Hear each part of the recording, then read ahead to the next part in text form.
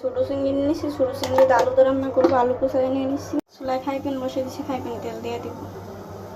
মাছ ভাজার জন্য তেলের মাঝে হলুদ গুঁড়ো দিয়ে দিব, অল্প একটু ফাঁকি মরিচ, লবণ দিয়ে দিব। এবার এখানে মাছগুলো দিয়ে দিব।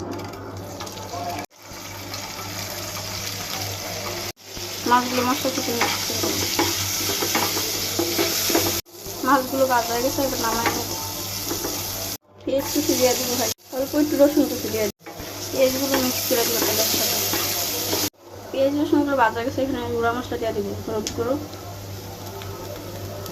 ফাঁকি মরিচের গুঁড়ো, জিরা গুঁড়ো, অল্প একটু পানি দিয়ে মিক্স করে নিব। এখানে লবণ দিয়ে দিব। মশলাটা 2 মিনিট কষাই নিব। মশলার সাথে পেঁয়াজ মরিচ কষাই নিচ্ছি, আলু কুচি দিয়ে দিব।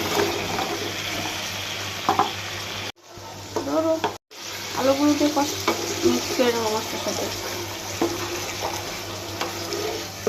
আলুগুলো 5-6 মিনিট মশলার সাথে কষাই নিচ্ছি। এখানে একটু পানি দিয়ে আলুগুলো কষাই দিয়ে ঢাকনাটা ডাইকা দিব। সেটার জন্য অল্প একটু পানি দিয়ে দিব। উপরে দিয়ে কয়েকটু টমেটো দিয়ে দিব, ঢাকনাটা ডাইকা দিব। 10 মিনিট কষাই নিব।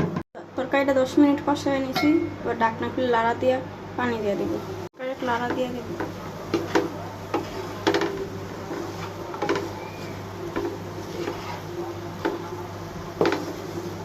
পানি দিয়ে দিব। ভাইজা রাখা মাছ দিয়ে দিব।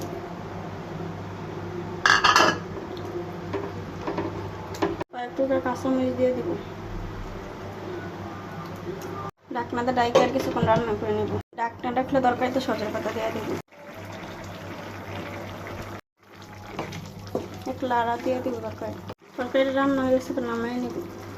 চিংড়ি মাছ, আলু দিয়ে চিংড়ি মাছ তরকারি রান্না হয়ে গেছে, নামাই নিচ্ছি। আপনারা চিংড়ি মাছ রান্না করে খাইয়ে দিন, কেমন লাগে।